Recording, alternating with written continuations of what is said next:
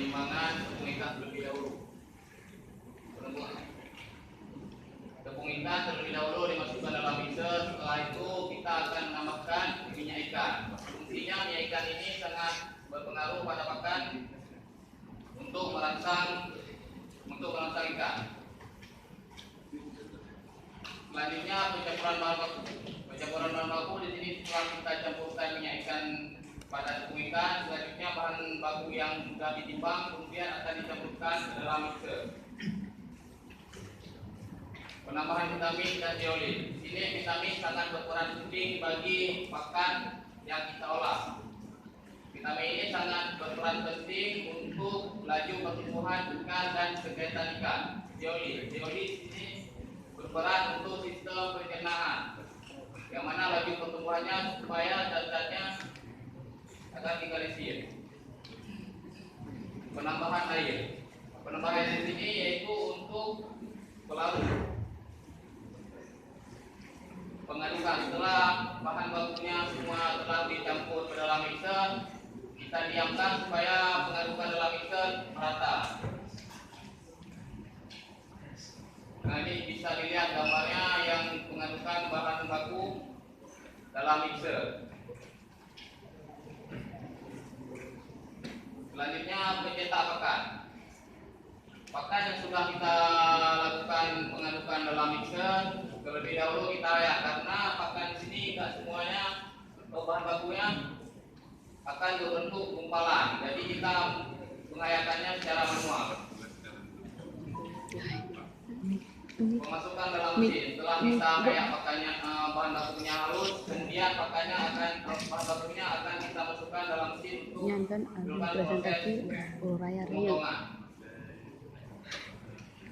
Lalu selanjutnya pemirsa kita setelah kita olah bahan bakunya setelah jadi, kita diamkan beberapa sekitar 3 menit.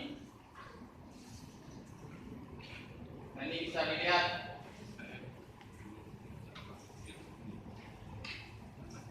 yang di sini bahan bakunya yang ingin kita cetak untuk menjadi pakan.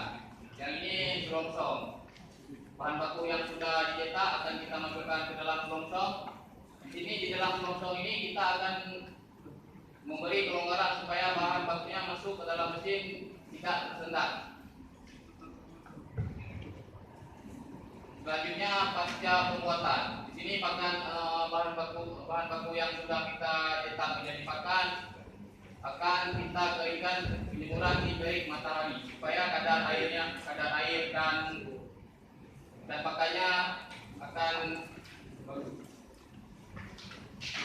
Langkah selanjutnya setelah kita pengeringan, kita akan melakukan pengemasan packing.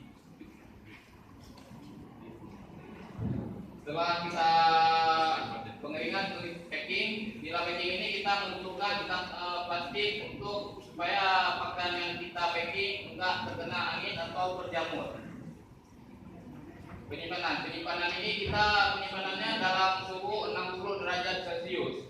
Kenapa? Karena di sini kalau kita menyimpan di dalam suhu yang tinggi, maka pakannya akan berjamur atau rusak. Nah, ini bisa dilihat pakan yang tadi sudah kita buat dari mesin extruder. Ini dijemur di pala-pala. Ini yang sudah dipacking. Selanjutnya perawatan mesin.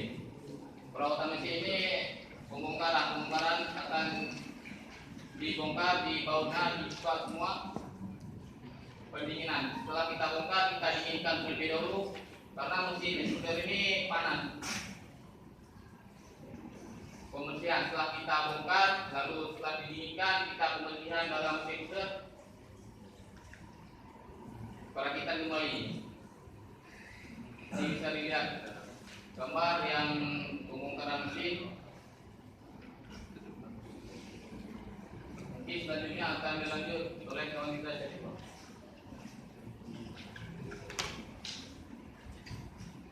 Saya akan melanjutkan seperti dari kawan saya ini.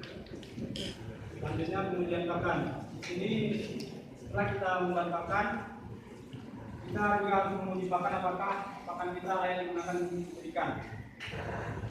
Kemudian Kemudian di sini kita